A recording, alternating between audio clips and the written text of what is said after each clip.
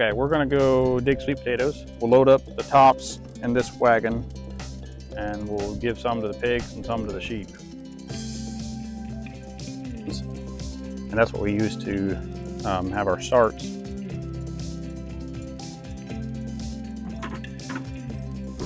All right,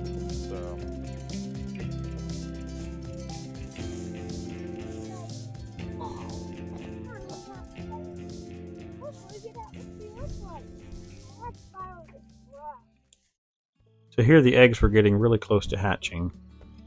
A few days out, we removed the egg turner and added some additional water to the tray to get the humidity up. And a couple of days later, we woke up to these three peeping away. The kids were so excited. After they've hatched, we let them in there for up to 24 hours. During this time, they'll dry off. They can go without food for up to 3 days, but don't worry, we won't make them wait that long.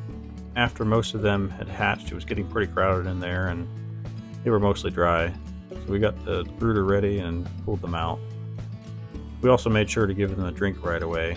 They'll find the food easily enough on their own.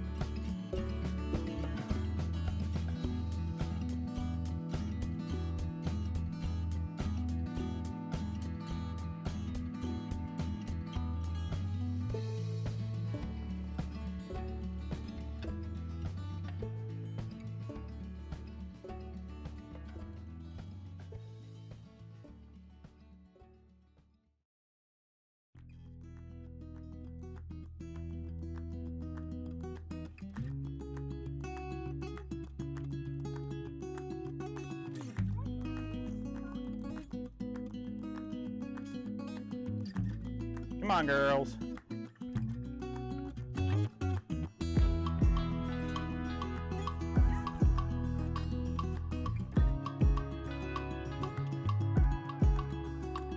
Yep.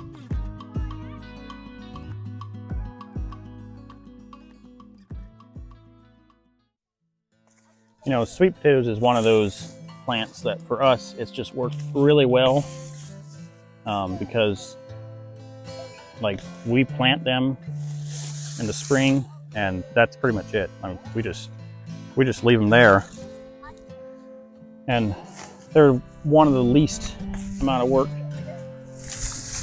plants that we have.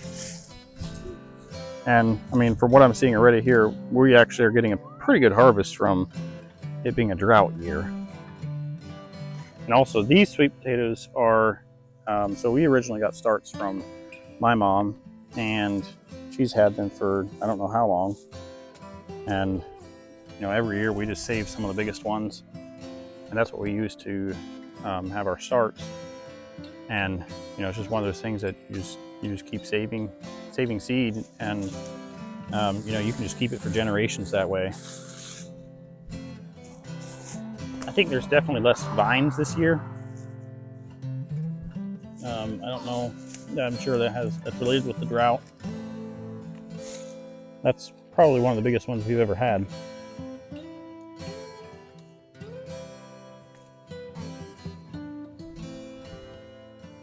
Here.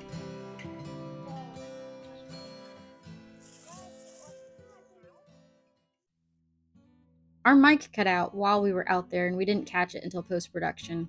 The things you learn as a new YouTuber. This potato plant produced probably the least potatoes of the whole row. As you've seen, anything too small we sorted out to give to our pigs, and they love them. As much as possible, we prefer to give them garden scraps. The sheep won't touch any small potatoes, but they devoured any of the green tops we gave them.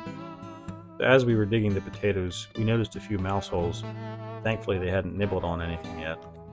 A couple years ago, we had mice, and they just chewed through about a third of our harvest, which was really frustrating.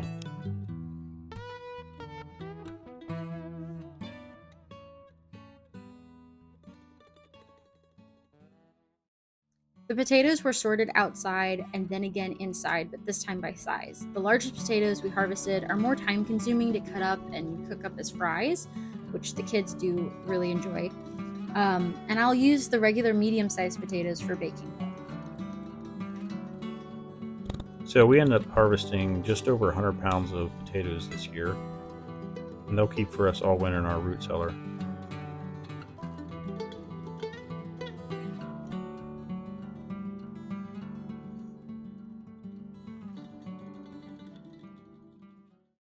Hey friends! So we are in the garden and we've been enjoying a lot of slow and steady rain here from Helene. I don't know if this is remnants from Helene or not, but we are harvesting the last of our sweet potatoes, and I wanted to show you the things that are still surviving and just give you kind of an update as we are definitely in Ohio fall weather.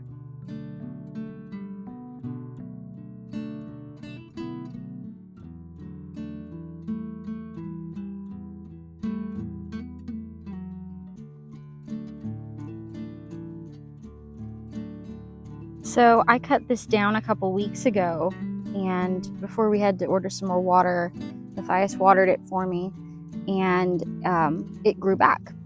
So with all this rain we've gotten from Helene, I'm hoping that I will get some more celery out of this batch. We harvested the sweet potatoes that were in this row.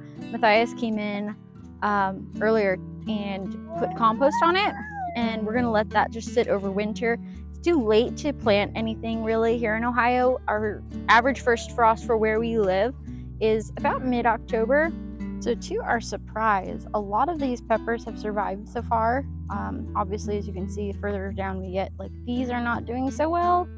I don't know if they're gonna perk up, but this one in particular is just loaded. I mean, look at that.